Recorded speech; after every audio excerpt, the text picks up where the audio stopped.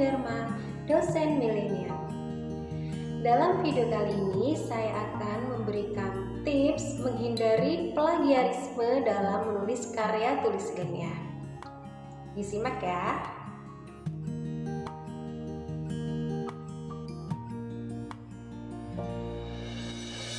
Tips yang pertama adalah membuat kutipan langsung, yaitu menyalin sebagian teks dari karya tulis ilmiah.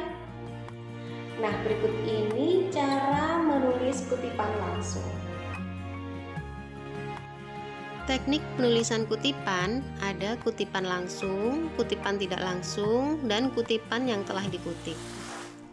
Berikut ini adalah contoh dari masing-masing.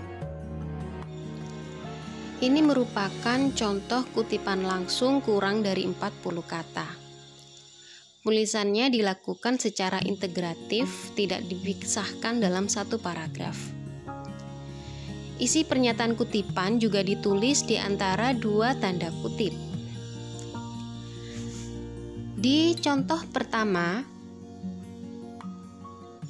nama pengarang, tahun penerbitan, dan nomor halaman disebutkan sebelum pernyataan kutipan. Sedangkan di contoh kedua disebutkan setelah pernyataan kutipan. Berikut ini merupakan contoh kutipan langsung lebih dari 40 kata. Penulisannya dilakukan secara terpisah dari suatu paragraf. Ditulis 1,2 cm dari tepi kiri dan kanan dan ditulis dengan spasi tunggal. Apabila dalam pernyataan terdapat tanda kutip, maka ditulis dengan tanda kutip tunggal. Nama pengarang yang dikutip, tahun penerbitan, dan nomor halaman disebutkan sebelum kutipan. Sedangkan ini merupakan contoh kutipan langsung lebih dari 40 kata yang dihilangkan. Jadi, kalimat yang tidak dibutuhkan ditulis dengan menggunakan titik-titik saja. Ini merupakan contoh kutipan tidak langsung.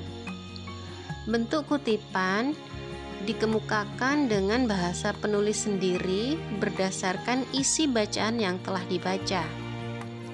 Isi pernyataan tidak ditulis dengan tanda kutip, kemudian juga ditulis dengan integratif atau tidak dipisahkan dalam suatu paragraf. Nama pengarang buku yang dikutip, tahun penerbitan, dan nomor halaman dapat disebutkan sebelum atau sesudah kutipan.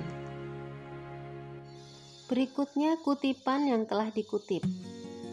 Jadi penulisan kutipan yang telah dikutip dapat dilakukan dalam keadaan darurat, yaitu jika benar-benar tidak mendapatkan sumber aslinya.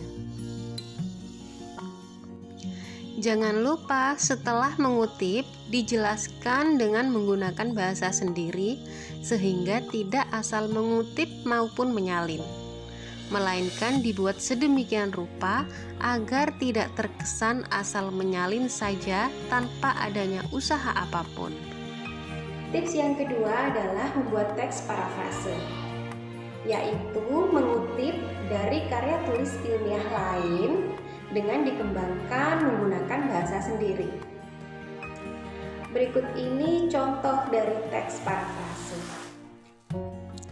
Dalam teks berikut ini, kalimat pertama merupakan kalimat asli, sedangkan yang bawah merupakan parafrasenya. Dalam membuat parafrase, perlu dipastikan bahwa apa yang ditulis tidak mengubah gagasan maupun ide dari sumber yang dikutip. Biasanya, di kalimat awal bisa ditambahkan kata-kata dilansir dari, dikutip dari, lalu disebutkan sumbernya. Selanjutnya, tetap harus mengembangkan dengan bahasa sendiri, baru kemudian melakukan cek plagiarisme untuk memastikan sudah bebas plagiat atau belum. Kemudian yang ketiga adalah jangan pernah lupa untuk menuliskan daftar pustaka. Daftar pustaka ini biasanya terletak di bagian akhir karya tulis ilmiah. Nah, Adapun teknik atau cara penulisan daftar pustaka sebagai berikut. Berikut ini merupakan teknik penulisan daftar pustaka.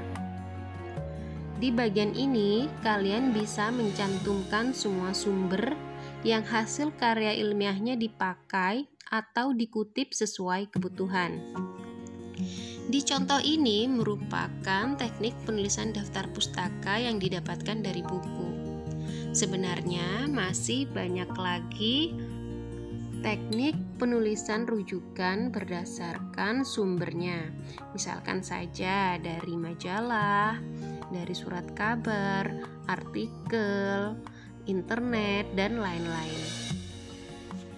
Namun semua itu sudah dijelaskan pada video sebelumnya yang linknya akan disertakan pada deskripsi video ini.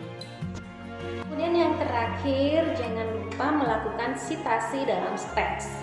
Jadi setiap kutipan yang kita tuliskan itu harus mencantumkan sumber atau nama penulis dalam karya tulis ilmiah sebelumnya. Oke, demikian tips dari saya bagaimana cara kita untuk menghindari plagiarisme. Semoga bermanfaat. Semangat terus dalam belajar, dan sebagai mahasiswa tentunya kalian harus produktif dalam menulis karya tulis ilmiah ya. Terima kasih. Wassalamualaikum warahmatullahi wabarakatuh. Salam mahasiswa.